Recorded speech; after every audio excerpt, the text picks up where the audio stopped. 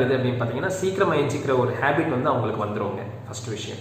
அடுத்தது வீட்டு முன்னாடி சுத்தம் பண்ணிட்டு தான் நம்ம கோலம் போடுவோங்க.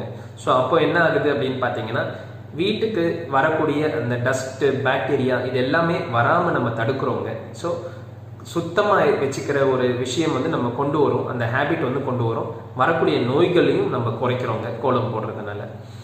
மூணாவது பலன் என்ன அப்படின்னு பார்த்தீங்கன்னா ஒரு கோலம் போடுறது வந்து மெக்கானிக்கல் ப்ராசஸ் கிடையாதுங்க. தினம் தினம் ஒரு பேட்டர்னில் போடுவோம். ஸோ யோசிக்கிறோமுங்க. காலையில் ஏஞ்ச உடனே இந்த கிரியேட்டிவிட்டி வரைகிறது அப்படின்றது ஒரு நல்ல ஒரு குணம்ங்க.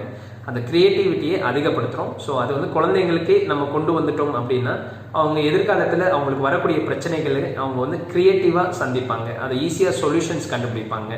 ஸோ கிரியேட்டிவிட்டி பர்சன்ஸ் அதிகமாக வந்து சொல்யூஷன்ஸ் ஈஸியாக கண்டுபிடிக்கிறாங்கன்றது ஆய்வுகளில் தெரியுதுங்க. ஸோ கோலம் போடுறது எந்த அளவுக்கு நன்மை கொடுக்குதுன்றதை நம்ம புரிஞ்சுக்கலாம். நாலாவது விஷயம் வந்து உடம்பு சார்ந்த விஷயம். அதாவது கோலம் போட